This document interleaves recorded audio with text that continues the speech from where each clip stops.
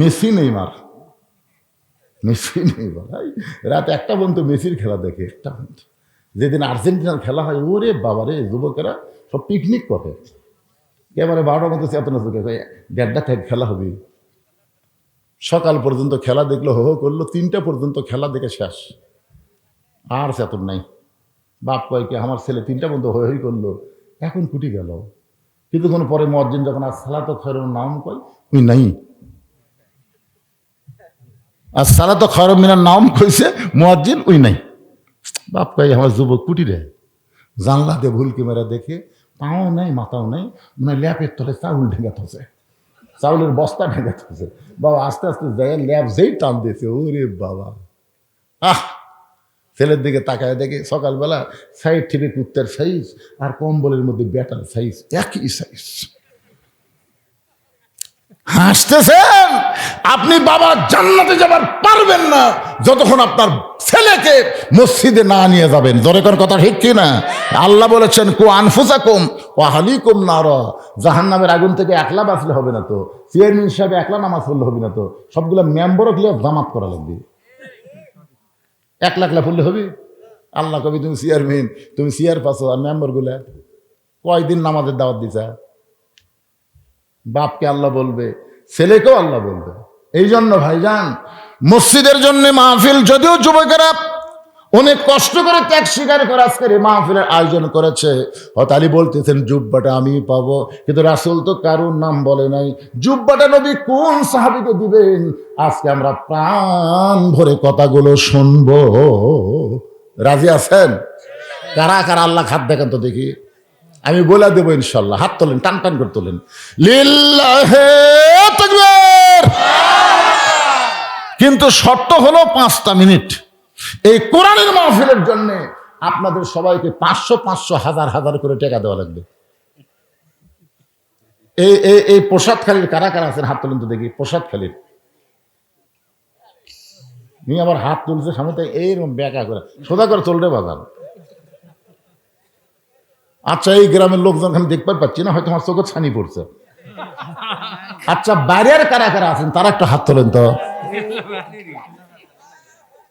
আচ্ছা, হাত নামান। আচ্ছা, এই গ্রামের ছেলেরা নাই কেন? যে যুবকেরা আজকের মাহফিল করলো, এই যুবকেরা কুটি গেল রে? এই গ্রামবাসীরা, প্রসাদখালী গ্রামবাসী, আপনার কোথায়?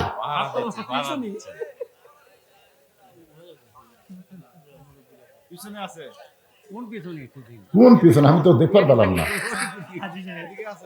কোনটা? সব এটি আছে। হিসাব দেন, কয় হাজার দিবেন কোন দেন? আপনি দিয়ে শুরু লগত দেন পারে, এটাও বাকি নাকি? হাজির সাহেব বলে আমি পিছনে আছি, 1000 টাকা নগদে করছে দেন। আল্লাহ তার দানকে কবুল করেন, নেক নিয়ত নেকাশা পড়া করেন। প্রত্যেক বছর ছেলেরা গান বাজনা না করে এরকম কোরআনের মাহফিল করবে, আপনারা কি বেজান না খুশি? হ্যাঁ, 1000 টাকা দান করেছে, যার টেজের উপর আছে চেয়ারম্যান সাহেব দেন বারে কিছু দেন দেন। বাকি ছেলে করে কিছু দেন, মসজিদে দিবেন। এর কাছে আমি 20,000 টাকারই সাহস পাচ্ছি রে, 1,15,000 দিবে। আল্লাহ, কি দোয়া করবো আমরা, কি দোয়া করবো? এইটা যেন যতদিন বাঁচে ততদিন যেন চেয়ারম্যান থাকে। তোরে কোন আমিন।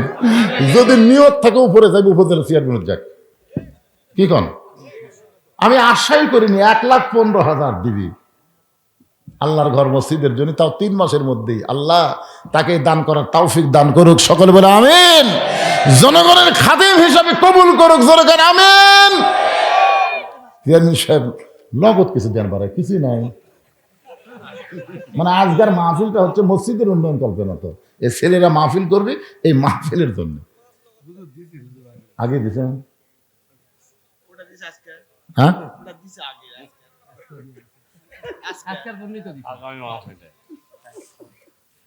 আচ্ছা, আগামী মাহফিলের জন্য হচ্ছে, আজকের জন্য না। আগামী মাহফিলে কত দিবেন কোন? এখন লগত দেওয়া লাগবে না, কইয়া দেন না। মসজিদের যদি 1,15,000 দিবার পারেন, ওটাও তো মরে গেলেও পাবেন। মাশাআল্লাহ, আমরা মৃত্যু চাচ্ছি না। খালেদা যে এমন অসুস্থ, তাই আমরা মৃত্যু চাচ্ছি না। কথা কন না কেন ভাই? সেদিন আমি ওয়াজ করতেছি, আল্লাহ খালেদা দেখে সুস্থ করো, পিছন দিতে এখন বলতেছে মরে গেছে হুজুর। আমার তো মেজাজ খারাপ হলো বুঝলেন। আমি খালি ফেসবুকের দিকে তাকে আছি যে তারেক জিয়া চলে আসলো, তার মা ছেলের একটা সংক্ষিপ্ত হলো একটা ভিডিও দেখতে পাবো, কিন্তু এখন পর্যন্ত পেলাম না। কি বিপদ বাড়ে। যদি যাই আল্লাহ তাকে জান্নাতি করুক, যদি জীবিত থাকে আল্লাহ তাকে সুস্থ করে ফিরাই দেখ। ধরে কোন আমিন, ধরে বল আল্লাহুম্মা আমিন। আমরা মৃত্যু চাই না, আমরা হায়াত চাই। কেমন আপনাকে মাঝখানে দূর থেকে আইছেন, বাহির থেকে আইছেন, আপনারা কিছুই দিবার পারবেন না। আমার আগে মামুনুর রশিদ চায়া একেবারে কিছুই দিলেন না। ভাইজান পিছন থেকে আরেকজন দেন তো, এই যারা বসে আছেন দেন, দেন সবাই একটু কিছু খুঁজে খুঁজে দেন নাকি। ওখানে বাকি লেখার জন্য কাগজ কলম রেডি আছে। বাহিরে যারা আইছেন আপনারা কি 500 করে টাকা দিবেন, নগদ না হোক বাকি দেন। আগামী বছর মাহফিলের আগে দিবেন আপনারা। আগামী বছর যে মাহফিল হবে তার আগে দিবেন। ভাই বলেন, হাত তোলেন। আপনাদের দিয়েই হোক, এরা যান দিবে না, আপনারাই দেন, সবাই দেন। আমাদের মসজিদের ইমাম সাহেব 100 টাকা দিয়েছেন। সাবেক ইমাম সাহেব কিছু দান করেছে, আল্লাহ দান কবুল করেন। এই মাহফিলের ছেলেরাই তোমরা ভিতরে গামছা লিয়ে যাও, বেশি রাত করা যাবে না, শীতের রাত টপ টপ করে নিয়র পড়তে দেবে, ভিতরে গামছা লিয়ে যাও। যাই যা পারে আল্লাহর হস্তে দান করবেন। 10, 20, 50, 100 যাই যা পারেন আল্লাহর হস্তে দান করবেন। আল্লাহর একজন বান্দা 200 টাকা দান করেছে, আল্লাহ দানকে কবুল করেন। হ্যাঁ, কাশ্মীরা পূর্ব মসজিদের ইমাম সাহেব দান করতে, এক ইমাম দিল, আবার আর এক ইমাম দিচ্ছে। এই যে মাহফিল একটা কমিটি আছে, কমিটির সভাপতিকে এই না মাহফিলের সভাপতি, এটা কমিটি কমিটি কমিটি নাই, ও সভাপতি সব দিছে। ভাই আপনি কিন্তু কোন দিকে কমিটির সদস্য আলফাজ সাহেব 200 টাকা দান করছে, আল্লাহ তার দানকে কবুল করেন। আজকের মাহফিলের সম্মানিত সভাপতি, জোরে বলেন মারহাবা। পকেটের মধ্যে হাত ঢুকাছে, একটু বেশি বেশি করে বার করুক। করজবাড়ির মোফাজ্জল সাহেব 500 টাকা দান করেছে, আল্লাহ তার দানকে কবুল করেন। এটা সভাপতি সাহেবের দান হলো। নগদ চাচ্ছি না তো, বাকি দেন, বেশি দেন, বাকি দেন। হ্যাঁ, প্রসাদকালীর খোকন 400 টাকা দান করেছে, আল্লাহ কবুল করেন। সভাপতি সাহেব 1000 টাকা দান করছে, আল্লাহ তার দানকে কবুল করেন। জি,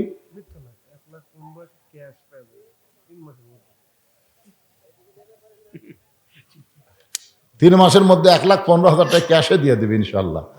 আল্লাহ আমরা দোয়া করি। ভাই যাবার চাইছিল, এই দোয়াটা তাকলিয়েই আমরা করবো, কি কোন করার দরকার নাই না। এই জন্য এই সবাই একটু জিকির করেন, বসেন, মহব্বতলে বসেন আর জিকির করেন। লা ইলাহা ইল্লাল্লাহ, লা ইলাহা ইল্লাল্লাহ, লা ইলাহা ইল্লাল্লাহ, লা ইলাহা ইল্লাল্লাহ, লা ইলাহা ইল্লাল্লাহ, লা ইলাহা, লা ইলাহা ইল্লাল্লাহ মুহাম্মাদুর রাসূলুল্লাহ।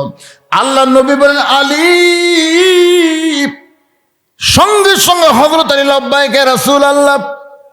আলী মুস্কি মুস্কি হাসতেছে। আল্লাহ নবী তখন বললেন আনা মাদিনাতুল ইলমি ওয়া আলিউ বাবুহা, আমি হচ্ছে এলেমের শহর, আলী হচ্ছে তার দরওয়াজা। ধরে কন্যা সুবহানাল্লাহ। রাসূল কি বলতেছেন? আমি হচ্ছে এলেমের শহর, আলী হচ্ছে তার দরওয়াজা। আমি নবী যখন থাকবো না, আমার সমস্ত জ্ঞান যার মাধ্যমে প্রকাশ পাবে তার নাম হলো হযরত আলী। ধরে কন্যা সুবহানাল্লাহ। একবার হযরত ওমর ফারুক জেরুজালেমে গেছিলেন, ইতিহাস সবাই জানে। এই একটু মনোযোগ দিয়ে শোনেন, জুব্বাটা নবী কেন দিবে, কি জন্য দিবে, একটু শোনা দরকার। তো মেয়েদের মধ্যেও কালেকশন কে যাবে, মেয়েদের মধ্যে আদায় কে করবে? হ্যাঁ, আমার মায়েরা দেন, আদায় করেন, মা আপনারা আদায় করেন। তবে খুব খেয়াল করবেন, একের মাহফিলের বিশ্বস্ত লোক কিন্তু ওখানে যাওয়া লাগবে। কারণ এখন তো খুব খোর, ইয়াবা খোর, গাঁজা খোর, এ খোর, সে খোর, এরা মেয়ে মানুষের মধ্যে আদায় করে একদিক দিয়ে চলে যায়, বুঝলেন? এই জন্য আপনাকে বিশ্বস্ত লোক ওখানে থাকেন, অন্য কেউ যেন মেয়েদের মধ্যে ঢুকতে না পারে। মেয়েরাই মেয়েদের মধ্যে আদায় করবে। আপনাদের মধ্যে যে আদায় করার ব্যাগগুলো, সে কোথায় গেল? ব্যাগগুলো এখানে জমা দেবেন। একটু মনোযোগ দিয়ে শোনেন। ওমর ফারুক জেরুজালেমে গেলেন। আপনারা সকলেই জানেন, যাওয়ার সময় ওমর ফারুক এক সময় রাখালকে উপরে উঠায় দেয়, আবার নিজে নাইমা রশি ধরে উঠে টানে। কিন্তু এমন মুহূর্তে জেরুজালেম ওমর ফারুক গেলেন, তখন রাখাল আছে উটের পিঠে, আর ওমর ফারুক নিচে দাঁড়িয়ে আছে। ওই সময় জেরুজালেমের খ্রিস্টানরা হযরত ওমরকে সম্বর্ধনা দেওয়ার জন্য উটের উপরে যিনি বসে আছেন তাকে হযরত ওমর মনে করে একটা চকিয়া এনে ওই চকিয়াটা উটের সঙ্গে নামায় বলতেছে, ইয়া আমির আল মুমিনিন, ও মুমিনদের আমির। উটের পিঠ থেকে সরাসরি নামতে যদি আপনার কষ্ট হয়, এই চকিয়ার উপর আপনি পা দিয়ে নামেন। একজন খ্রিস্টান হামাগুড়ি দিয়ে বলতেছে, আমার পিঠের উপরে পা দিয়ে আপনি সযত্নে জমিনে নামেন। কিন্তু রাখাল ছোট বাচ্চার মতন কাঁদতেছে। জেরুজালেমের খ্রিস্টানে বলে, আপনি কাঁদবেন কেন? রাখাল চিল্লায় বলে, তোমরা যাকে খলিফা ওমর মনে করতেছো তিনি খলিফা ওমর না, আমি হলাম রাখাল। আর রশি ধরে যিনি জমিনে দাঁড়িয়ে আছে তার নাম হলো হযরত ওমর। সমস্ত খ্রিস্টানে বলে, এটা কেমনে হয়, এটা কেমনে হয়? রাখাল চিল্লায় বলে, আল্লাহর কোরআন দিয়ে যখন রাষ্ট্র চলবে তখন নেতারা এমনি মোত্তাকি হয়ে যায়। সুবহানাল্লাহ কর না কেন? সমস্ত খ্রিস্টানরা বললো, ইসলাম যদি এত সুন্দর হয় তো খামাখা আমরা খ্রিস্টানে থাকবো কেন? ওমর, আপনি আমাদের পড়ায় দেন, লা ইলাহা ইল্লাল্লাহু মুহাম্মাদুর রাসূলুল্লাহ। সব খ্রিস্টান মুসলমান হয়ে গেছে, কিন্তু একজন, কয়জন? বেকা। মানে আগেও মাগরিব এসা পড়েনি, ওয়াজ শোনাও ফজর পড়বি না। এরা কি এরকম কিছু বেকা আছে না? নাই। যত ওয়াজই করেন ফাসাল্লি রাব্বিকা ওয়ানহার যতই কম, ওরা ওই যা আসলে তাই। ওই বেকাটা দৌড় মারছে খ্রিস্টান পাদ্রীর কাছে, হুজুর দরবারের মধ্যে মশান মারতেছেন, মদিনার উমর এসে আপনার দলের সবগুলা মুসলমান বানাতে। কি যে ভেলকি দেখালো, সব মুসলমান হয়ে গেল, কিন্তু আমি হইনি। আমি দৌড়ে এসে আপনাকে খবর দিলাম। খ্রিস্টান পাদ্রী এসে দেখে উমর ফারুকের সাথে সবাই জিকির করতেছে, লা ইলাহা। পাদ্রী হযরত উমরের সামনে দাঁড়ায় বলতেছে, ও মুসলমানের আমির, আমিও মুসলমান হবার চাই। উমর ফারুক বললেন, আপনি পাদ্রী যদি মুসলমান হন তো আলহামদুলিল্লাহ। পাদ্রী বলতেছে, আমি মুসলমান হব, তবে আমার 4টা প্রশ্নের উত্তর দেওয়া লাগবে। ধরে বলেন কয়টা? 4টা প্রশ্নের উত্তর দেওয়া লাগবে। 1 নম্বর প্রশ্ন হলো, পৃথিবীর এমন কোন জায়গা যে জায়গায় সূর্যের আলো একবার পড়েছে কিয়ামত পর্যন্ত পড়বে না? ওই জায়গার কথা বলতে হবে। আমার 2 নম্বর প্রশ্ন হলো, পৃথিবীর এমন কোন কবর যেই কবরের লাশটাও জীবিত, কবরটাও জীবিত। আমার 3 নম্বর প্রশ্ন হলো, পৃথিবীর এমন কোন কারাগার যে কারাগারের মধ্যে কয়েদি জীবিত, ওই কারাগারের নাম বলতে হবে। আমার ভুল হয়ে গেছে, প্রশ্ন হলো 3টা। এই 3টা প্রশ্নের উত্তর যদি দিবার পারেন তাহলে আমি পাদ্রী মুসলমান হয়ে যাব। উমর ফারুক। আর একটা প্রশ্ন হলো, পৃথিবীর এমন কোন দুই ভাই একই সঙ্গে জন্মগ্রহণ করেছে, আবার বহু বছর একসঙ্গে তাদেরকে হত্যা করা হলো, কিন্তু এক ভাই এক ভাইয়ের চাইতে 100 বছরের বড়, এমন 2 জন যমজ ভাইয়ের নাম বলতে হবে। উমর ফারুক বলেন, পাদ্রী রে, এমন প্রশ্ন আমি জীবনেও শুনি নাই, উত্তর কেমনে দিব? পাদ্রী বলতেছে, তাহলে আবার মুসলমান হলাম না। ওমর ফারুক জেরুজালেম থেকে যখন মদিনায় ফিরে আসলেন, হযরত আলীর সঙ্গে দেখা হলো। আলী বলতেছেন, জেরুজালেমের খবর কি? ওমর ফারুক বললেন, সব খ্রিস্টান মুসলমান হয়েছে, কিন্তু একজন পাদ্রী মুসলমান হলো না। আলী বলতেছেন, কেন হইল না? বলে, আমাকে 4টা প্রশ্ন করলো, আমি উত্তর দিবার পারি নাই, উত্তর দিবার পারলেই মুসলমান হতো। আলী বলতেছেন, কি প্রশ্ন করেছে? বলে, 1 নম্বর প্রশ্ন হলো, পৃথিবীর এমন কোন জায়গা সূর্যের আলো একবার পড়েছে কিয়ামত পর্যন্ত পড়বে না, ওই জায়গার নাম কি? আলী বলতেছেন, আপনি কি জানেন না, মুসা নবী যখন সাগর রাস্তা পাইলেন ওই সময় সূর্যের আলো সাগরের তলে পড়ে গেল, আর ফেরাউন যখন সাগরে নামলো ওই যে পানি একত্র হয়ে গেছে, কিয়ামত পর্যন্ত সাগরের ওই তলদেশে আর কোনোদিন সূর্যের আলো পড়বে না। ওমর ফারুক বলে, আলী রে, আমাকে 2 নম্বর প্রশ্ন করলো, কবর। আলেম বান্দারা সবচাইতে আল্লাহকে বেশি ভয় করে, তারা ভারতকে কোনোদিন ভয় করে না।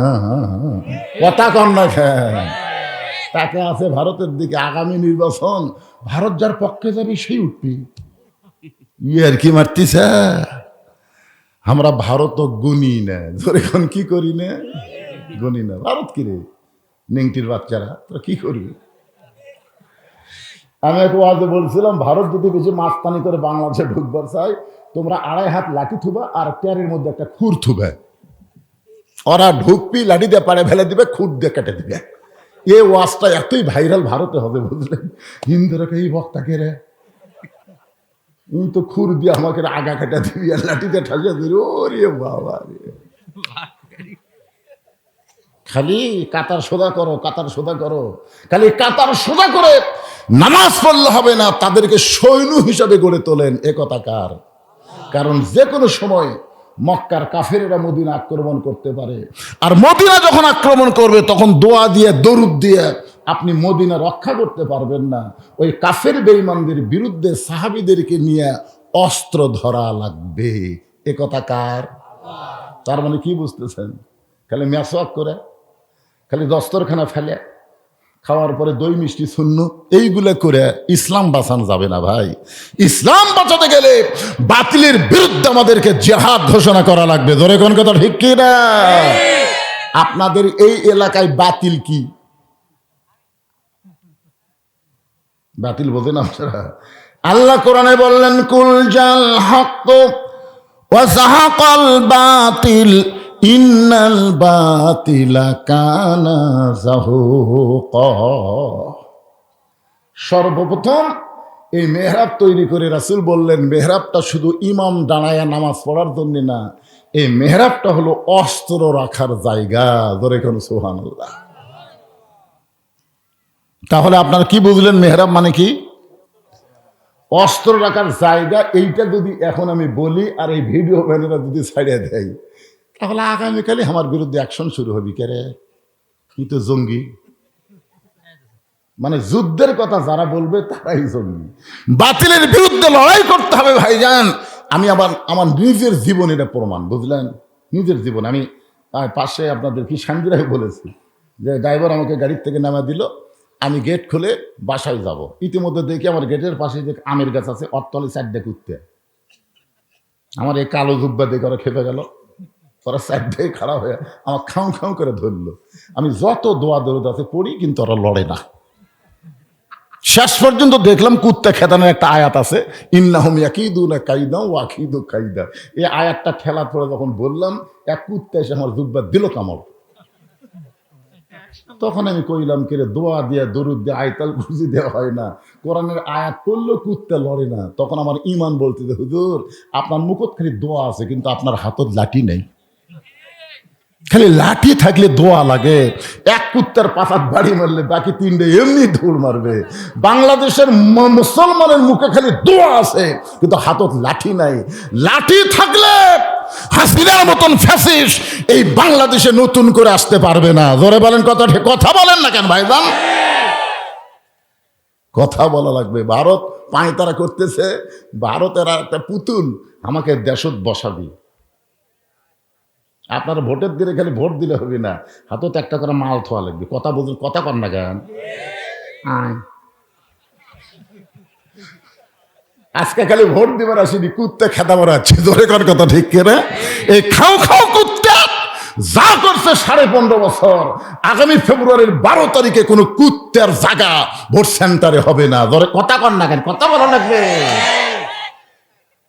মনে করতেছেন খালি ওয়াশ করবার আছে, আপনাকে সাইজ করবার আছে, সাইজ হওয়া লাগবে না। হ্যাঁ, আল্লাহ কোরআনে বলেন, ইন্নাল্লাহা ইয়ামুরুকুম আন তুআদ্দুল আমানাতি ইলা আহলিহা ওয়া ইযা হাকামতুম বাইনান নাস আন তাহকুমু বিল আদল। আল্লাহর নবী আস্তে করে মেহরাবের মধ্যে ঢুকলেন। মেহরাবের ভিতরে ঢুকে নবী একটা থলিয়া, একটা ব্যাগ বের করলেন। সাহাবীরা বলে, ইয়া রাসূলুল্লাহ, জীবনের সবথেকে গুরুত্বপূর্ণ ওয়াজ আমাদের শোনাবেন, কিন্তু হুজুর ওয়াজটা না শুনে আপনি একটা থলিয়া বের করলেন।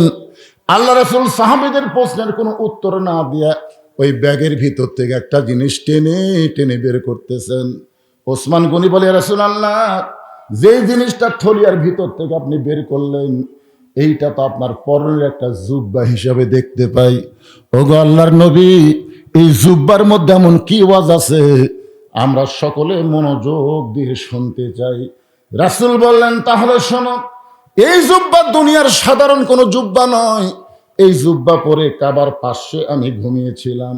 আমি নবী যখন এই জুব্বা পরা অবস্থায় ঘুমিয়ে চেতন, এমন সময় ফেরেশতা জিবরাইল আমাকে ঘুম থেকে করলো চেতন।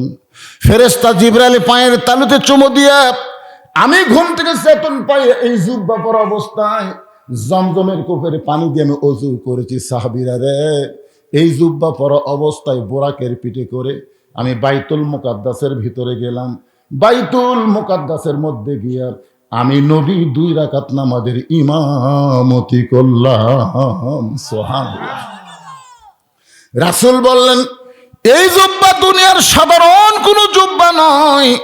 এই জুব্বা পরা অবস্থায় সমস্ত নবী রাসূল আমাকে ইমাম মেনে তারা আমার পিছনে ইক্তেদা করলো। আমাকে আল্লাহ তাআলা ডিগ্রি দিলেন ইমামুল আম্বিয়া, ইমামুল মুরসালিন। এই জুব্বা পরে আমি বোরাকের পিঠে করে 7 আসমান পাড়ি দিলাম। এই জুব্বা পরা অবস্থায় রফরফে পাড়ি দিয়া আমি সিদরাতুল মুনতাহা অতিক্রম করে এই জুব্বা পরা অবস্থায় আমি আল্লাহর আরশে গেলাম। আল্লাহর আরশে গিয়ে আল্লাহ পাক আমার সঙ্গে মেরাজ করলো, সাক্ষাৎ করলো। এই জুব্বা পরা অবস্থায় আল্লাহ আমাকে 5 ওয়াক্ত নামাজ দিল। সেই নামাজ নিয়ে আবার দুনিয়াতে ফেরত আসলাম। আমি মেরাজ ঘটানোর পর থেকে এই জুব্বাটার কোনোদিন আমি পরি নাই। আমি যত্ন করে এই থলিয়ার মধ্যে রাইখে দিয়েছি, কারণ আমি নবী থাকবো না। আমি নবী অচিরেই দুনিয়া থেকে চলে যাব। আমি যাব এই দামি জুব্বা নিয়ে যাব না। এইটা তোমাদের মধ্যে কাউরে না কাউরে আমি দিয়া যাব। যেই বলছে এই জুব্বাটা আমি নিয়ে যাব না, এত দামি জুব্বা, এই জুব্বাটা আমি তোমাদের মধ্যে কাউরে না কাউরে দিয়ে যাব। এতক্ষণ প্রত্যেকটা সাহাবী বসেছিলেন, এবার তারা সাইজ হয়ে বসে গেলেন। এতক্ষণ বসেছিলেন, এবার সাইজ হয়ে বসলেন। আপনার বলেন তো বসা কয় রকম? এতক্ষণ বসে আছিল, কিন্তু এবার সাইজ হয়ে বসছে। তার মানে এই যে আপনারা ওয়াজ শুনবার যাচ্ছেন, আপনাদের মধ্যে কিন্তু 2 ধরনের বসা আছে। একটা বসার নাম হলো আলগা বসা। বলে কোন কি বসা? আলগা, এরকম আলগ হয়ে থাকে। ওয়াজ যদি সাটে তাহলে ডাবে, না সাটলে গায়ের ঘর হচ্ছে না। এরার নাম হলো আলগা বসা। আর একটা বসার নাম হলো ডাবা বসা। এরা বক্তার আকর্ষণে আসে না, এরা আসে আল্লাহর কোরআনের আকর্ষণে। ধরে কোন সুবহানাল্লাহ। কোরআন হাদিস থেকে গুরুত্বপূর্ণ কথা হবে, এরা ডাবা ডাবা খালি শুনতেই থাকবে। রাসূল বললেন, এই জুব্বা আমি নিয়ে যাব না, এটা তোমাদের মধ্যে কাউরে না কাউরে দিয়ে যাব। সবাই ডাবা বসা চিন্তা করতেছে, কি এই জুব্বা নবী কাক দিবে? এত দামি জুব্বা নবী কোন সাহাবীরে দিবে? নবীর সবচাইতে নিকটে যে সাহাবী বসে আছেন তার নাম হলো আবু বকর। জোরে বলেন, তার নাম কি?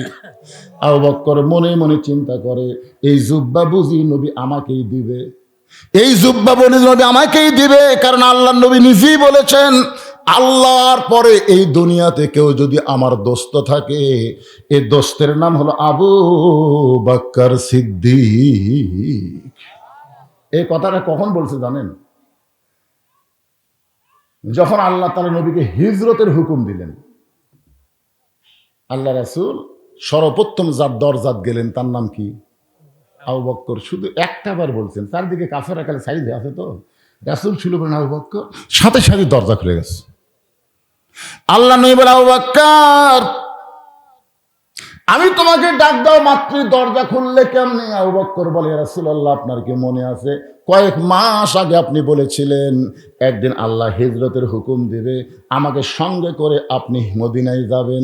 সেদিন থেকে আজ পর্যন্ত কোনো রাত্রিবেলা ঘুমাইনি, বরং সারা রাত আমি দরজায় দাঁড়িয়ে থাকি।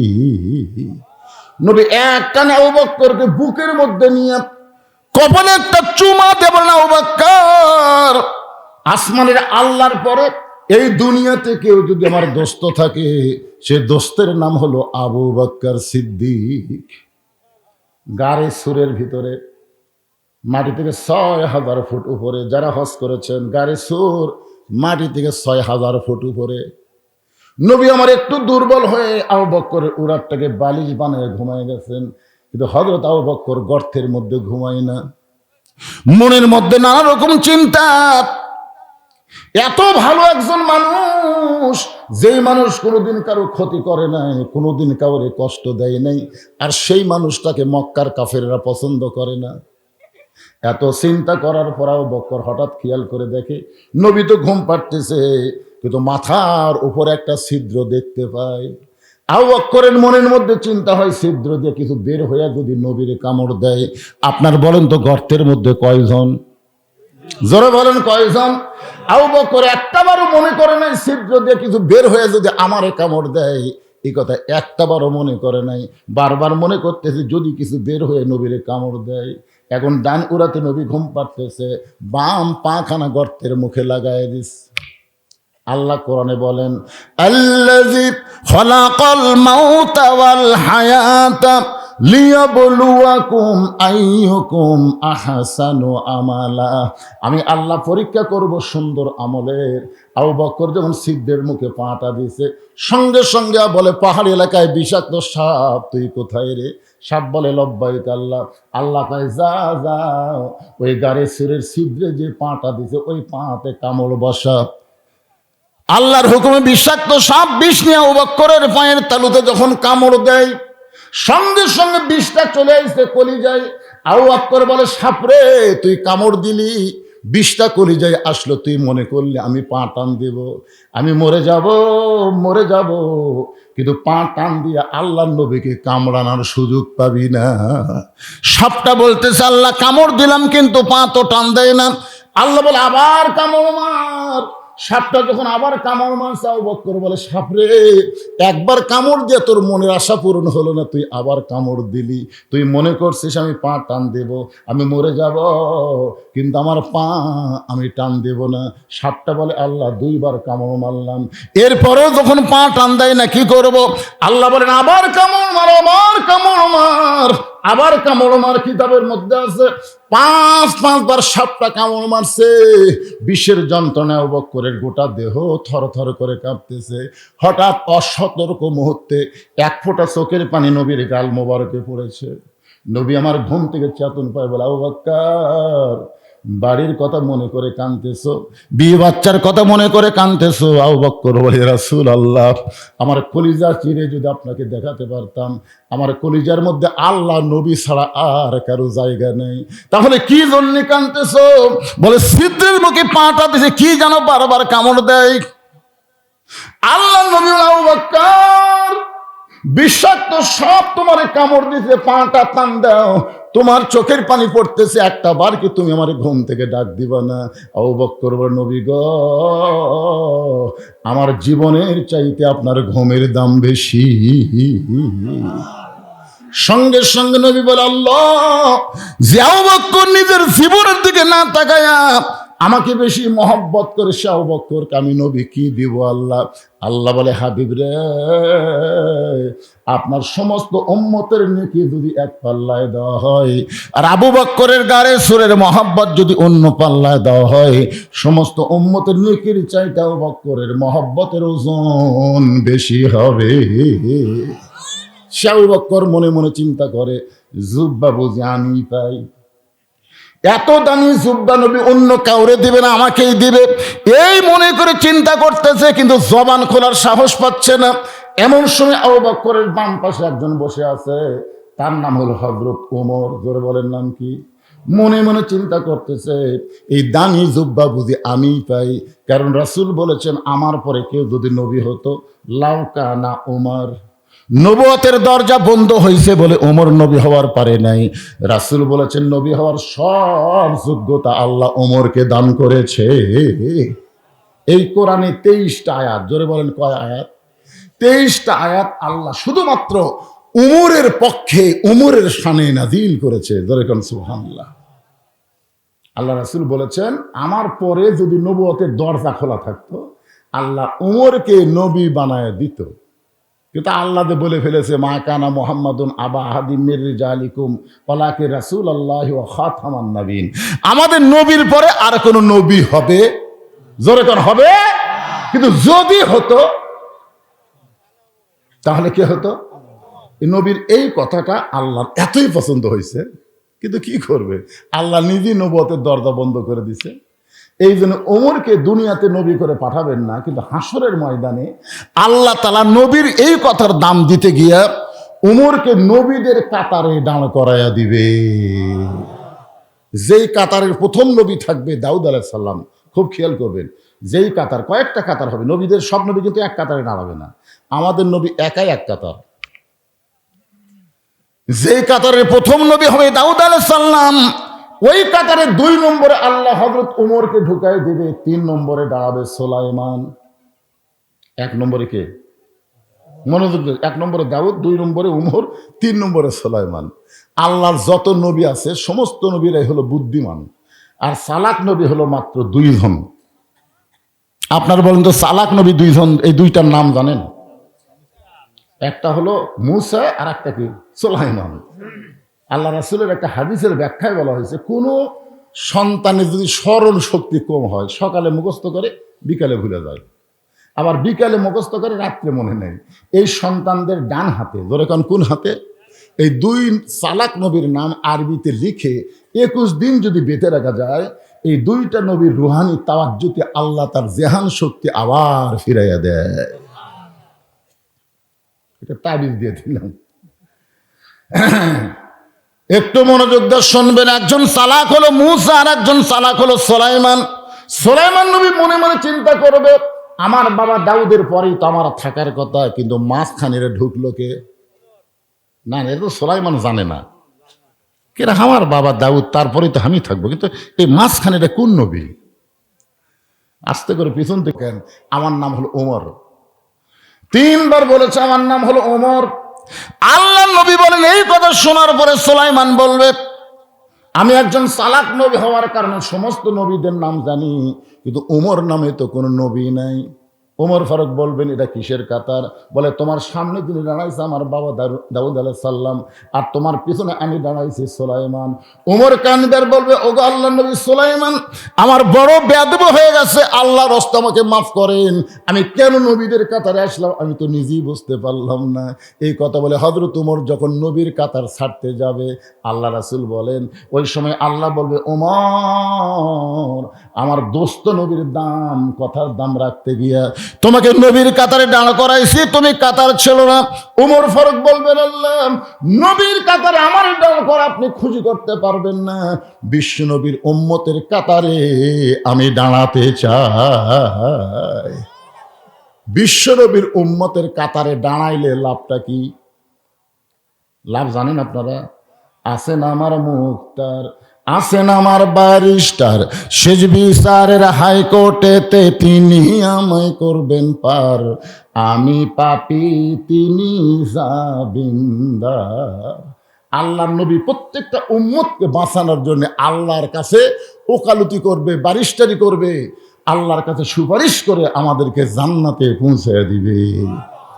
তাহলে বিশ্ব নবীর উম্মতের কাতারে দাঁড়ানো এটা বিশাল একটা ভাগ্যের ব্যাপার। সেই ওমর মাথা নিচু করে মনে মনে চিন্তা করে, এই জুব্বা বুঝে আমি পাই। ওমর ফারুকের পাশে একজন মনে মনে চিন্তা করতেছে, জুব্বা বুঝে আমি পাই, কারণ আমি হলাম নবীর ডবল জামাই। আপনারা বলেন তো, আল্লাহ নবীর ডবল জামাই তার নাম কি? খালি ওসমান? খালি ওসমান? এটা একটা হলো। এখানে যারা হাজী সাহেব আছেন, হজ করছেন তো নাকি? আপনি করছেন? মাশাআল্লাহ। এখানে যারা হাজী সাহেব আছে তারা সবাই জানে, জান্নাতুল বাকিতে ঢুকতে গেলে দরজায় গেটে লেখা আছে, এই গোরস্থানের মধ্যে 10,000 সাহাবী ঘুম পাড়তেছে। সুবহানাল্লাহ বলেন। কত হাজার? 10,000-এর বেশি সাহাবী জান্নাতুল বাকির মধ্যে ঘুমায় আছে। আমাদের বাংলাদেশে কিন্তু একটা সাহাবীর কবর নেই, একটাও নেই। যেগুলো আছে সেগুলা খুব বেশি হলে ওই সিলেটের শাহজালাল, মাস্তানে সুলতান বলকি মহিষা, এরা আল্লাহর ওলি হবে, কিন্তু সাহাবী না। আমি একবার সিলেটে গিয়ে দেখলাম একটা মাজার হলো লেদা শাহ। হবিগঞ্জ পার হয়ে একটা মাজার রাস্তার ধারত, মাজারের নাম হলো লেদা শাহ রহমতুল্লাহ আলাই। কিছু দূর যাওয়ার পরে দেখলাম আর একটা মাজার ঘোড়া শাহ রহমতুল্লাহ আলাই। আমি চিন্তা করলাম, ওটা লেদা শাহ, এটা ঘোড়া শাহ, তাহলে আসল শাহ কুঠি। একজনকে বললাম, কে রে ভাই লেদা শাহ কি? বলে, হুজুর যে ঘোড়া শাহ কবরের কাছে খাড়া আছেন, ওর ঘোড়া উঠে লাগিয়েছিল, সে লাট ঢাকাতে হচ্ছে লেদাসা। আর এই ঘোড়া এই জায়গায় মরছে, এই জন্য আছে ঘোড়া আসা। আরো সামনের দিকে যাবেন, সেটি আছে ঘোড়ার মালিক। তার মানে বোঝা গেল বাংলাদেশের অধিকাংশই মাজার ভণ্ড। এগুলা কিন্তু রেল লাইনের ধারে হয় না, এগুলা বেশি হয় পাকা রাস্তার ধারে। জোরে কোন কথা ঠিক কিনা? খালি যাবি আর হাদিয়ে মারবি। জান্নাতুল বাকির মধ্যে 10,000-এর বেশি সাহাবীর কবর আছে। সর্বপ্রথম যেই কবরটা পাবেন সেই কবরটা হলো ওসমান গনির কবর। যেই কবরে ছোট্ট একটা পাথরে লেখা আছে ওসমান গনি, ওসমান গনি। আল্লাহ নবী ডাকবেন, ওসমান, আল্লাহ তোমাকে এত সম্পদ দান করেছে, তুমি কি হিসাব বলতে পারো? ওসমান গনি বলতেছে, ইয়া রাসূলুল্লাহ, আল্লাহ আমাকে যত সম্পদ দান করেছে, এই সম্পদ রাখতে গেলে যে গুদাম হয়, ওই গুদামে যে তালা দেই, সেই তালার চাবি টানতে একটা শক্তিশালী উট হিমশিম খায়। সুবহানাল্লাহ কর না কেন? আল্লাহ আমাকে যত সম্পদ দিছে, এই সম্পদ যে গুদামে রাখি, সেই গুদামে তালা দিয়ে ওই তালার চাবি টানতে একটা উট হিমশিম খায়। এখন বলেন তো কত দিছে? বুঝতে পারেননি? গুদামক তালা দিয়ে, সে তালার ছোড়ানি বোঝেন না? ছোড়ানি এটুকু না কোনা, এইটা টানতে একটা উট হিমশিম খায়। আল্লাহ নবী বলল, ওসমান, যে আল্লাহ তোমাকে এত সম্পদ দিচ্ছে, সেই সম্পদ যদি আল্লাহ ফেরত চায়, চাহিদা মাত্র আর বাহককে ফেরত দেওয়া লাগবে, তুমি কি ফেরত দিবে? যদি আল্লাহ চায় তুমি কি দিবা? সঙ্গে সঙ্গে ওসমান গনি মারছে দৌড়। ওসমান গনি যখন দৌড় মারলো, প্রত্যেক সাহাবী চিন্তায় পড়ে গেল। নবী এমন কথা বললো, ওসমান দৌড় মারলো কেন? কিছুক্ষণ পরে সমস্ত সাহাবী নবী দেখতে পায় যে উটটা চাবি বহন করে, ওই উটটা রশি ধরে ধরে নবীর দরবারে এসে বলতেছে, ইয়া রাসূলুল্লাহ, সমস্ত সম্পদের গুদাম, গুদামে তালা সহ চাবি টানা উটটাও পর্যন্ত আমি আল্লাহরে দিয়া দিলাম। গুদাম দিলাম, গুদামে যে সম্পদ আছে সম্পদ দিলাম, গুদামে যে তালা লাগাইছি তালাও দিলাম, ওই তালার চাবি বহনকারী উটটাও পর্যন্ত আমি আল্লাহ দিয়া দিলাম।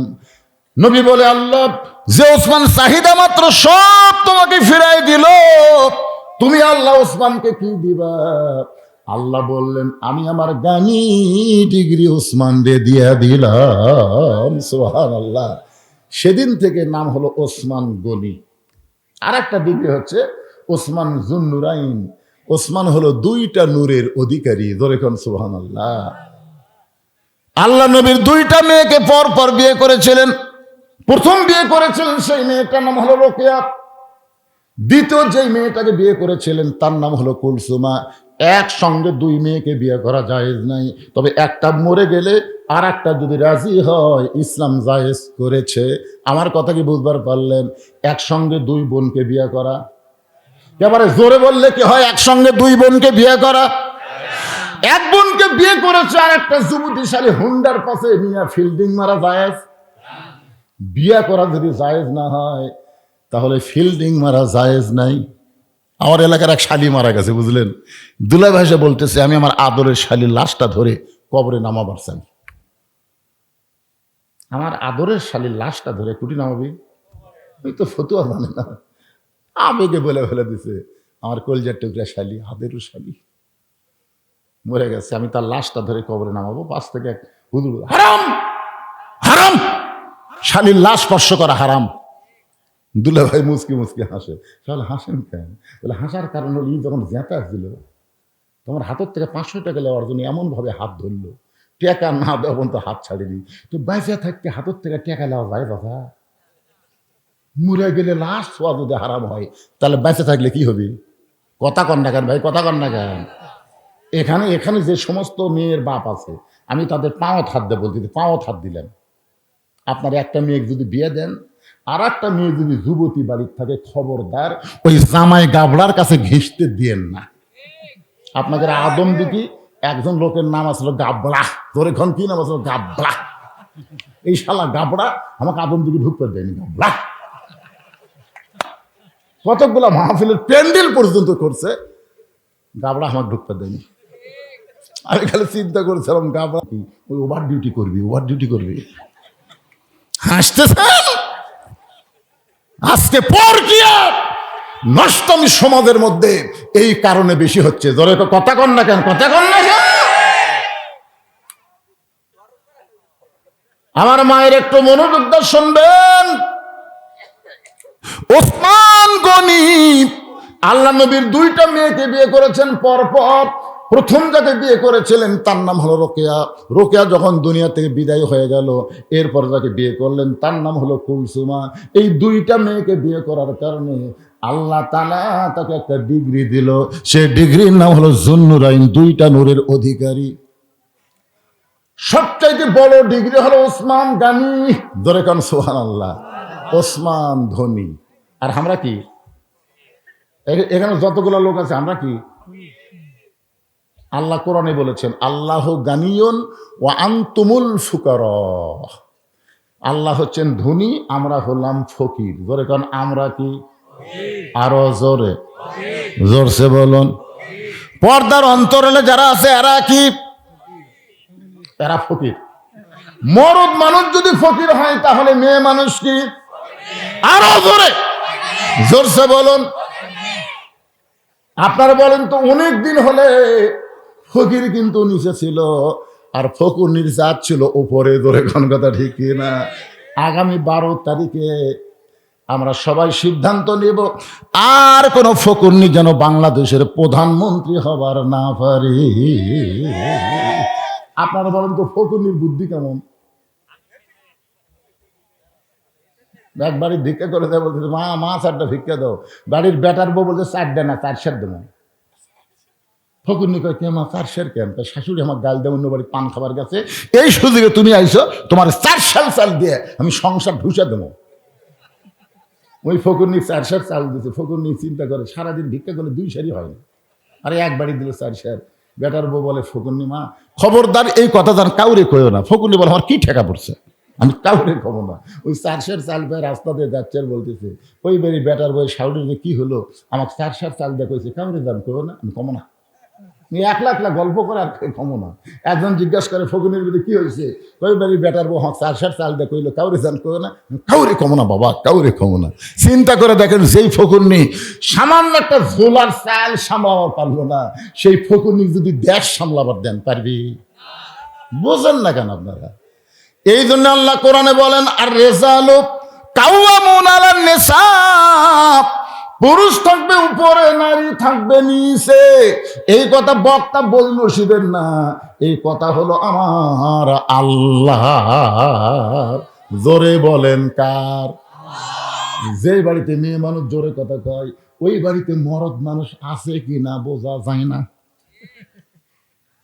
দেখবেন যেই বাড়িতে মেয়ে মানুষ সেই চিল্লাই, ওই বাড়িতে মরদ মানুষ বিলাই হয়ে।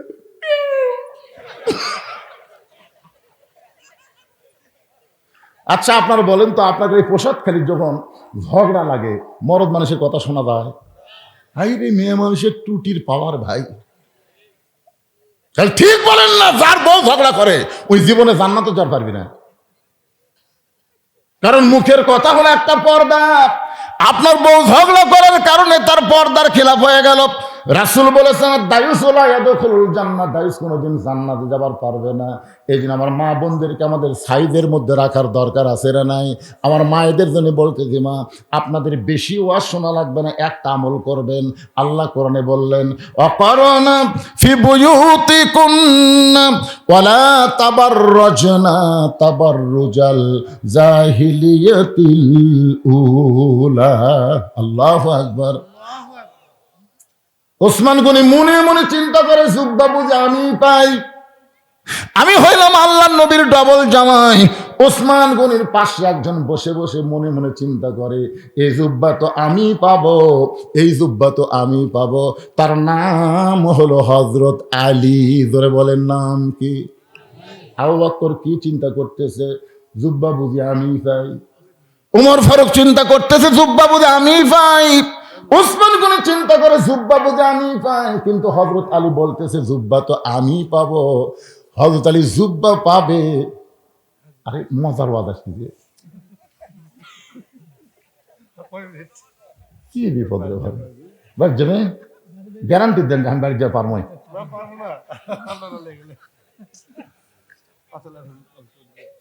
আপনাকে চেয়ারম্যান বসে আছে তো সেই মজা লাগছে না। চেয়ারম্যানের তো বেশিক্ষণ থাকতে পারছে না, বলতেন সারাদিন কাজ কাম করে মানুষের, এখন তো একটা ফকুর নিয়ে পর্যন্ত ও চেয়ারম্যান আমার বৃদ্ধ ভাতার কি হল। আমি হিসাব করে দেখছি বাংলাদেশের যত নেতা থাক সবচাইতে বেশি কষ্ট হলো চেয়ারম্যানের। ধরে কর কথা দেখে এমপি কিন্তু কেউ কথা কর পারবে না, কিন্তু চেয়ারম্যান ও চেয়ারম্যান আমার অটো ভ্যানের চাকা ভেঙে গেছে, অটো চেয়ারম্যান তাহলে আমার রাস্তা দিয়ে উঠবি না। ও রে বাবা রে, ভোট নেওয়ার আগে 500 খাইছু, এখন আবার অটো ভ্যান চালাতে পারিস না। কি মনে করতেছেন আগামী নির্বাচন আসতেছে, একটা টাকা খাওয়া আপনার জন্য গু খাওয়ার মতন হারাম। ধরে কথা কর না কেন, কথা কর না কেন? আমি আয়াতে কারিমা তেলাওয়াত করেছি, অবশ্যই ওয়াজ করব। ইন্নাল্লাহা ইয়ামুরুকুম আন তুআদ্দুল আমানাতি ইলা আহলিহা ওয়া ইযা হাকামতুম বাইনান নাস আন তাহকুমু বিল আদল। এই আয়াতের বাংলা অর্থ আমি বুঝাবো। এই কথা কোনোদিনও বলবেন না আমার ভোট আমি দিব, যাকে খুশি তাকে দিব। এইটা কোনো মুসলমানের কথা না। মুসলমানের কথা হলো আমার ভোট আমি দিব, ভালো মানুষ দেখে দিব। ধরেন ঠিক কিনা? এই যে আজকে আমি আশ্চর্য হয়ে গেলাম, প্রধান অতিথির ভাই যে বক্তব্য দিল, মৌলবি ফেল। এই মসজিদ মধ্যে শুনে বলে হাইরি তো সবই জানে না, খালি জানে না অবশ্যই মানে। চেহারা দেখলে কিছুটা নূর দেখা যায়। ধরে কোন কথা ঠিক কিনা ভাই জান? ভালো মানুষ খালি টুপিওয়ালারাই ভালো মানুষ, জুব্বালারাই ভালো মানুষ তা কিন্তু না। সমাজের মধ্যে এমন অনেক ভালো মানুষ আছে যারা নির্বাচনে যদি আসে আপনি কিন্তু প্রতীক দেখবেন না, আপনি ভালো মানুষ দেখে ভোটটা দেওয়া লাগবে। এই ভোটটা হবে আপনার জান্নাত, এই ভোটের কারণেই যাওয়া লাগবে জাহান্নাম। যে আয়াতে কারিমা তেলাওয়াত করলাম তার তাফসীর করে আপনাদের বুঝাবো, তবে যেটা বলতেছে একটু মনোযোগ দিয়ে শোনেন। হযরত আলী বলতেছে এই জুব্বাত আমি পাবো। এই কথা বলার অধিকার হযরত আলী কেমনে পাইল? কেন হযরত আলী চিন্তা করে দেখে, একদিন আল্লাহর নবী বলেছেন, শোনেন মনোযোগ দিয়ে, আল্লাহর নবী বলেছেন সাহাবীরা তোমাদের মাঝখানে এমন একজন ব্যক্তি আছে যেই ব্যক্তি আমি নবীর চাইতেও 2 দিক দিয়ে বড়।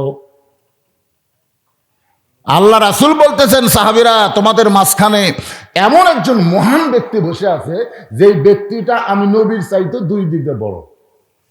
সাহাবীরা বলে না হুজুর আপনার চাইতে বড় এটা আমরা মানব না। রাসূল বললেন তোমরা না মানলেও আমি মানতেছি। ওমর ফারুক বললেন আপনার চাইতে 2 দিক দিয়ে বড়। সেই সাহাবীর নাম কি? রাসূল বললেন তার নাম হলো হযরত আলী। আল্লাহ নবী বললেন শোনো বাবা, আদম থেকে আমি নবী পর্যন্ত যত নবী দুনিয়াতে আইছে এই নবীর বইরা জান্নাতে হবে, জান্নাতে যাবে, কিন্তু জান্নাতি নারীদের নেত্রী কোন নবীর বিবি হতে পারবে না। জান্নাতি নারীদের নেত্রী হবে আমার কলিজার টুকরা ফাতেমা। এই ফাতেমার স্বামী যিনি তিনি হলেন পৃথিবীর শ্রেষ্ঠ স্বামী। সুবহানাল্লাহ কন্যা কেন? আল্লাহ নবীর বিবির নাম খাদিজাতুল কুবরা। নবী কিন্তু সর্বসাকুল্যে 11টা বিয়ে করছেন। জোরে বলেন কয়টা? এই নবীর উম্মতের একটু হিসাব থবেন, কেউ কয় 13টা, কেউ কয় 15টা, এইটা ঠিক না। সর্বসাকুল্যে বিয়ে করছেন কয়টা? আরো জোরে। 11টা বইয়ের মধ্যে নবী শুধু একজনকে ইচ্ছা করে বিয়ে করছেন। একটা মেয়েকে নবী ইচ্ছা করে বিয়ে করছেন, আর অন্য 10টাকে নবী ইচ্ছা করে বিয়ে করেননি। নিজের ইচ্ছায় বিয়ে করছে কয়টা? একটা। আপনার বলেন তো নিজের ইচ্ছায় যাকে বিয়ে করছে তার নাম কি? এই ইউটিউবের লোকেরা কও গা, এরা প্রতিদিন ওয়াজ শোনা ওয়াজের ফ্যাক্টরি হয়ে গেছে। আপনারা তারা আমার সামনে বসে আছেন, এক একজন একটা চিন্তা করতেছেন কুন্ডে রে। খাদিজাতুল কুবরাকে নবী ইচ্ছা করে বিয়ে করেন নাই, কারণ নবী এত গরিব ছিলেন। খাদিজা ছিলেন তখন মক্কার সবচেয়ে ধনবতী। এই ধনবতী খাদিজাকে নবী ইচ্ছা করে বিয়ে করতে পারেন না। খাদিজা বিয়ে বসেছেন, নবী করেছেন। সুবহানাল্লাহ। আয়েশাকে নবী ইচ্ছা করে বিয়ে করেন নাই, কারণ নবী যখন আয়েশাকে বিয়ে করেছেন তখন আয়েশার বয়স হলো মাত্র 6 বছর। ধরে বলেন কয় বছর? 6 বছরের ছোট্ট একটা মেয়েকে নবী ইচ্ছা করে বিয়ে করতে পারেন না। আল্লাহ হুকুম করেছেন, এই কারণে নবী আয়েশারে বিয়ে করছে। শুধু একজনকে নবী ইচ্ছা করে বিয়ে করছেন, তার নাম হলো উম্মে সালমা। ধরে বলেন নাম কি? আল্লাহ নবী ঘটক পাঠাইছিলেন উম্মে সালমার বাড়িতে। ঘটক যা বলতেছে, উম্মে সালমা, আল্লাহ নবী আপনাকে বিয়ে করতে চায়। উম্মে সালমা বললেন, আমি বিয়ে বসবো না। উম্মে সালমা বললেন, আমি বিয়ে বসবো না। ঘটক বলে, উম্মে সালমা, যেই নবীর জুতার পরশে আল্লাহর আরশ ধন্য হয়ে যায়, সুবহানাল্লাহ কন্যা গান, লাইলাতুল মেরাজে সিদরাতুল মুনতাহা পাড়ি দিয়ে আল্লাহর আরশের দিকে নবী যখন যাচ্ছেন, এমন সময় জিবরাইল বলে, নবী গো, আপনি কি জুতা পায়ে আল্লাহর আরশে যাবেন? নবী বলতেছে, ও জিবরাইল, আল্লাহর সঙ্গে মিরাজ করার আশায় আমার জুতা খোলার কথা খেয়াল নাই। এই মনে করে যখন নবী আমার জুতা খুলতে যাবে, আরশ থেকে আওয়াজ আসতেছে, ওগো নবী, জিবরাইল আপনাকে চিনে না বলে আপনার জুতার কথা বললো, কিন্তু আমি আল্লাহ আপনাকে চিনি। আমার আরশ দামি হতে পারে, কিন্তু আপনার জুতার পরশে আজকে ধন্য হয়ে যাবে। তোর পাহাড়ের ধুলি লাগিয়া, তোর পাহাড়ের ধুলি লাগিয়া মুসা নবীর সম্মান বেড়ে যায়, নূর নবীর জুতার ধুলায় আল্লাহর আরশ ধন্য হয়। সুবহানাল্লাহ। সেই নবী তোমাকে বিয়ে করতে চায়, আর তুমি বলতেছো বিয়ে বসবো না। উম্মে সালমা বলতেছে, আমি নবীর সঙ্গে বিয়ে বসবই না। ঘটক এসে নবীর কাছে বলছে যে, হুজুর, এই বেয়াদবের কাছে হাত কেন পাঠাচ্ছেন? আপনার প্রস্তাব যে প্রত্যাখ্যান করে এই মানুষ।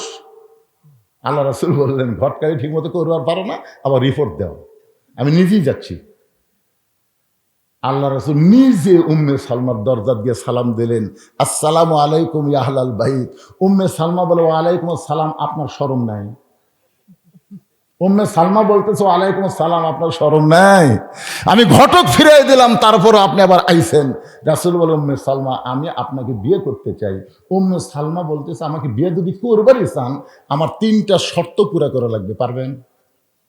উম্মে সালমা বলতেছে, আমার 3টা শর্ত পুরা করলে আমি আপনার সঙ্গে বিয়ে বসবো। রাসূল বলেন, প্রয়োজন হলে তোমার 3টা শর্ত পুরা করে হলো আমি তোমাকে বিবাহ করব ইনশাআল্লাহ। এখন আপনাদের কাছে আমার প্রশ্ন, উম্মে সালমার মধ্যে এমন কি আছে যেটার কারণে নবী নিজে বিয়ে করতে পাগল হয়ে গেলেন? আমার মায়েরা যারা পর্দার অন্তরে বসে আছেন, মা, উম্মে সালমা যে 3টা শর্ত নবীকে দিলেন, পুরুষ মানুষের জন্য প্রয়োজন না হোক, আপনাদের জন্য এইটা শোনা দরকার। আপনারা বলেন, মেয়েদের কিছু শোনা দরকার আছে না নাই? কারণ বউগুলা যদি ভালো হয়, স্বামীগুলা যে জান্নাত পাবে। সুবহানাল্লাহ। আমরা বাইরে থেকে যখন ঘরের মধ্যে ঢুকলি প্যাঁ পু এটা নাই উঠে নেই, তখন আমরা বেড়াই ভালো রে, বেড়াই ভালো। মরদ মানুষ এখন বাড়ির থাকতে পারতেছে না, এই শালা বইয়ের অত্যাচারে।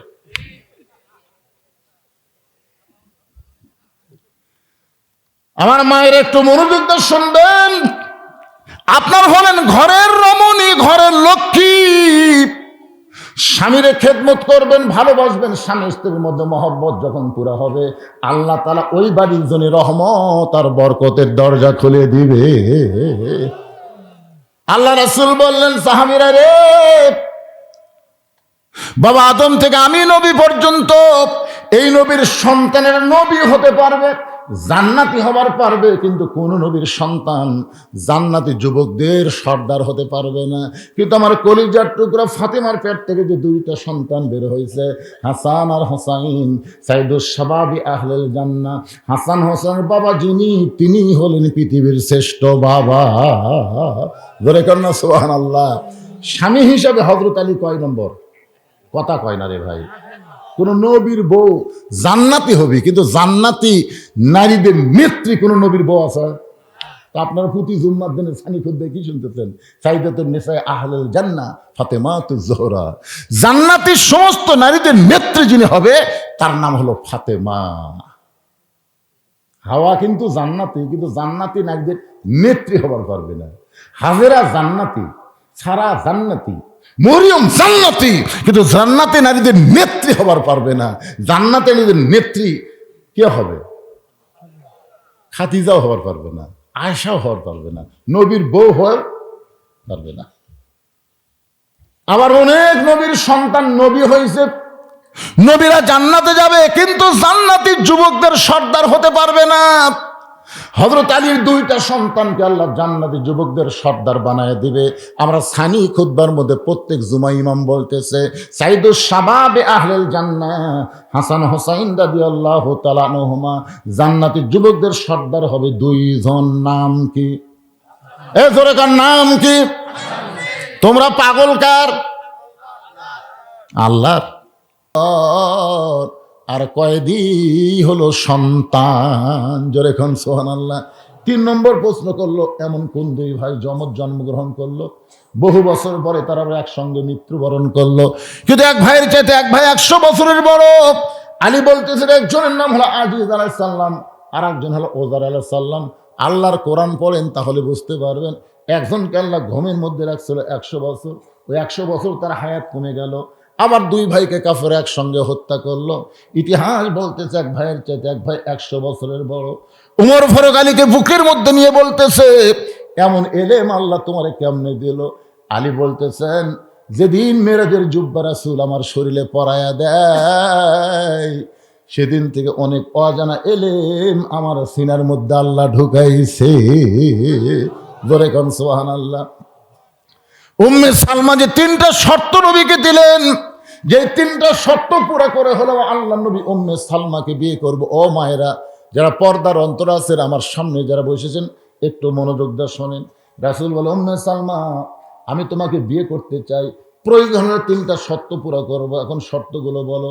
উম্মে সালমা বলে, আমার 1 নম্বর শর্ত হলো, ওগো নবী, আপনার সঙ্গে যখন আমার বিয়ে হবে তখন আপনি হবেন আমার দ্বিতীয় স্বামী।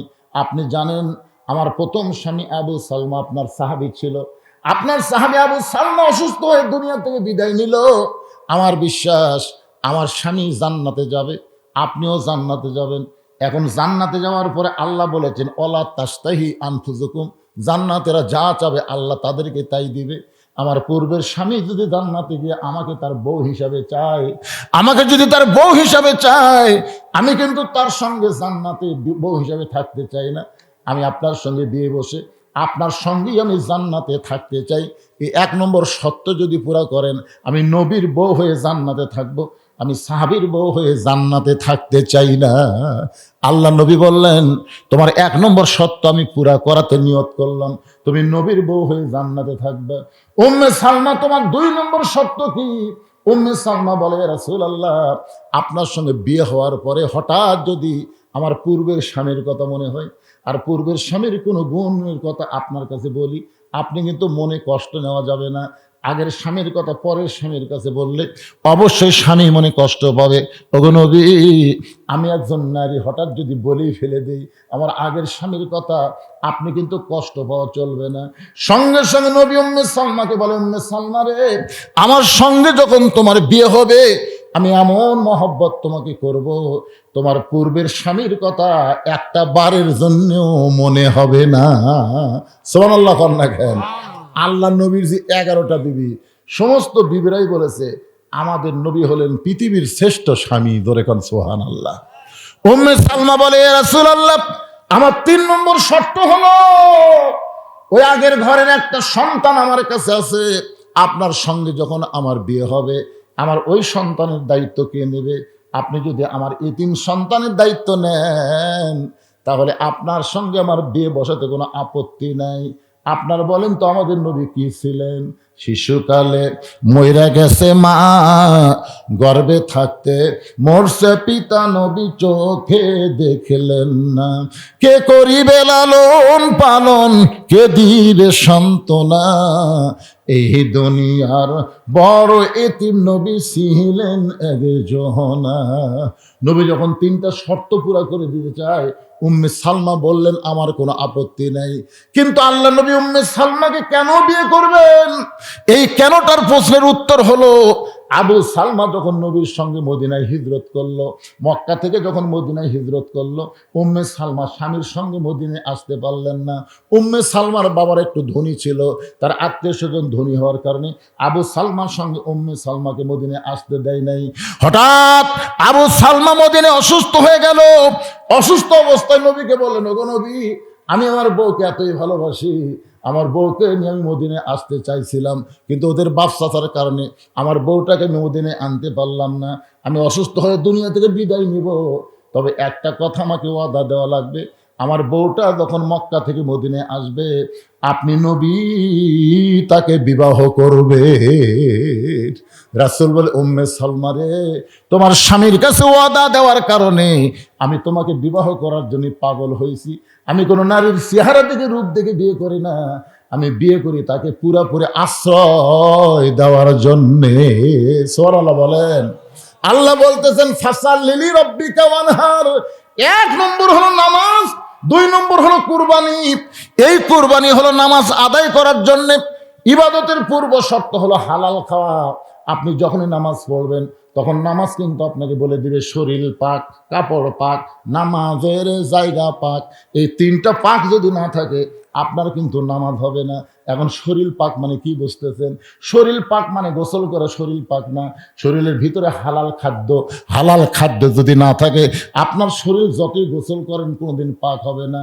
তাহলে নামাজ পড়বার গেলে ইবাদতের পূর্ব শর্ত হলো হালাল খাওয়া। এই হালাল খাওয়াটার নাম হলো একটা কুরবানি। সুবহানাল্লাহ কন্যা কেন? শরীর পাক, শরীরে কি পাক? কাপড় পাক। যে কাপড় পরে নামাজ পড়বেন এই কাপড় কি হওয়া লাগবে? হালাল টাকা দিয়ে কিনা লাগবে রে। সুদের টাকা ঘুষের টাকা দিয়ে কাপড় একেবারে সে 1000-1200 টাকার কাপড় গাও দেয় মানুষের দেখাচ্ছেন আমার লাগাল কাপড় কে বলে, কিন্তু টাকা কি হালাল না হারাম? যদি হারাম টাকার কাপড় কিনে যতই হজ করেন নামাজ পড়েন আল্লাহ কবুল করবে না। এই হালাল টাকায় কাপড় কেনা এটা হলো একটা কুরবানি। সবচাইতে বড় কুরবানি হলো ইমানের দাবি যদি কুরবানি হয় সেই দাবি ঘরে বসে থাকা নয়। ইমানের দাবি হলো কিছু বিনিময়। এই নামাজ আর কুরবানি যদি করতে পারেন তাহলে আল্লাহ হাউজে কাউসারের পানি পান করাবে, হাসর হবে তামার ছানি, উম্মত বলবেন পানি পানি। সেই দিনে নবী বিনে পানি দেওয়ার সাধ্য কারো নাই। আমরা সবাই যেন নামাজ এবং কুরবানি করে আল্লাহ রাসূলের হাউজে কাউসারের পানি পান করতে পারি। আল্লাহ যেন তৌফিক দেয়। সকলে বলি আল্লাহুম্মা আমিন। ইস্তিগফার পড়, আস্তাগফিরুল্লাহ রব্বি মিন কুল্লি জামবি ওয়া তুবু ইলাই, আস্তাগফিরুল্লাহ রব্বি মিন কুল্লি জামবি ওয়া তুবু ইলাই, লা হাওলা ওয়ালা কুওয়াতা ইল্লা বিল্লাহিল আলিয়্যিল আযীম। আল্লাহুম্মা আমিন। আয় আল্লাহ তাআলা, টপ টপ করে নিয়র পড়তেছে। কঠিন শীতের ভিতরে তোমার পাগল বান্দা বান্দিরা আরামের বাড়ি ঘুমকে বাদ দিয়া কোরআন হাদিসের মহব্বত কলিজার মধ্যে নিয়ে এই জান্নাতের বাগানে বসে বসে কোরআন হাদিস আলোচনা শোনার শেষে আমি গুনাহগারের সঙ্গে রহমতের দরজায় ফকির হয়ে দোকানা হাত তুলেছি। আল্লাহ মেহেরবানি করে আজকের মাহফিল আমাদের সকলের হেদায়েতের জন্যে, নাজাতের জন্যে, জান্নাতের জন্যে কবুল করো। এই মাহফিলের শুরু থেকে শেষ পর্যন্ত যত আলোচনা হয়েছে আল্লাহ এর মধ্যে যদি ত্রুটি হয়, ভুল হয়, মাফ করে দাও। এর যা হাদিয়া মঞ্জুর করো। সোনার মদিনায় নবী পাকের রওজা মোবারকে আল্লাহ কবুল করে নাও। তামাম আম্বিয়াই কেরাম, আসহাবে কেরাম, তাবিনী কেরাম, তাবিনী কেরাম, তামাম পৃথিবীর মাটির নিচে যত মুমিন মুমিনা শুয়ে আছে আল্লাহ সকলে আরওয়াফরে হাদিয়া কবুল করো। ও মাবুদ, আমরা যারা হাত তুলেছি আমাদের জনম দুঃখনী মা, আমাদের বাবা যাদের কবরে চলে গেছে আল্লাহ মেহেরবানি করে মা বাবার কবরকে জান্নাতের টুকরা বানাও। এই পোশাকখালীর মসজিদকে আল্লাহ তুমি কিয়ামত পর্যন্ত কবুল করো। যেই ছেলেরা কষ্ট করে মেহনত করে আজকের জান্নাতের বাগান লাগাইছে এই সমস্ত ছেলেদেরকে, যুবকদেরকে মসজিদে 5 ওয়াক্ত নামাজি কবুল করে নাও। আমার মায়েরা যারা পর্দার অন্তরালে বসে বসে অশুনল আবিদা সালিয়া পর্দার কবুল করে, মা ফাতেমার চরিত্র দান করে দাও। আল্লাহ আমি অসুস্থ, আমার মতো অসুস্থ অবস্থায় যারা হাত তুলেছে সবাইকে সুস্থতার নিয়ামত দান করো। আল্লাহ চেয়ারম্যান সাহেবকে কবুল করো।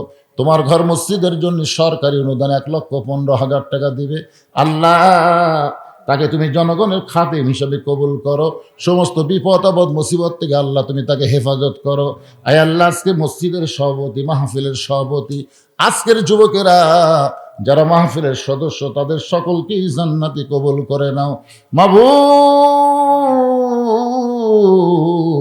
আজকের মাহফিলের সম্মানিত সভাপতি, সহসভাপতি, প্রধান অতিথি বিশেষ অতিথি আল্লাহ সকলকেই তুমি কবুল করো। হাজির সাহেবদের কবুল করো, মুরব্বীদের কবুল করো, যুবকদেরকে কবুল করো, কচিকাঁচা বাচ্চাদের কবুল করো, আমার মা বোনদের আল্লাহ তুমি কবুল করো। কে কোন নিয়তে হাত তুলেছে আল্লাহ সকলের নিয়ত নেকাশাক আল্লাহ তুমি পুরা করে দাও। মাবুদ অনেকে বিপদে আছে, মুসিবতে আছে, সমস্ত বিপদ আপদ মুসিবত থেকে আল্লাহ তুমি হেফাজত করো। আবার দোয়া করি এই প্রসাদখালির উপরে তুমি রহমত বরকতের দরজা খুলে দাও। প্রত্যেক বছর এমন করে একটা জান্নাতের বাগান যেন এরা লাগাতে পারে, এমন ইমানি শক্তি আল্লাহ এদেরকে দান করে দাও। সুবহান রাব্বিকা রাব্বিল ইজ্জাতি আম্মা ইয়াসিফুন ওয়া সালামুন আলাল মুরসালিন আলহামদুলিল্লাহি রাব্বিল আলামিন। ওয়াজাল আখিরাতি কালিমাতুনা ইনদাল মাউতি লা ইলাহা ইল্লাল্লাহু মুহাম্মাদুর রাসূলুল্লাহ সাল্লাল্লাহু আলাইহি ওয়াসাল্লাম। আসসালামু আলাইকুম ওয়া রাহমাতুল্লাহি ওয়া বারাকাতুহু।